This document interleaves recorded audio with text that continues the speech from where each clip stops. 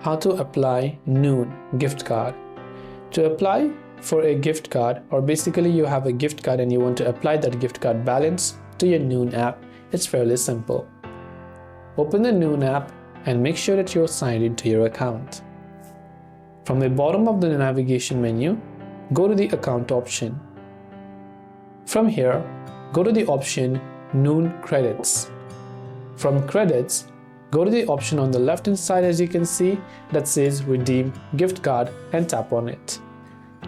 Now when you're here, simply enter the 16-digit character gift card code, then enter the PIN, which is the 4-digit PIN, then tap on the Apply button right there to apply your gift card. And this way you'll be able to apply Noon gift card. I hope the video helped you out. If you have got any further questions, feel free to leave them down in the comment section below. As always, thank you for watching till the very end of this tutorial, and see you soon in the next video.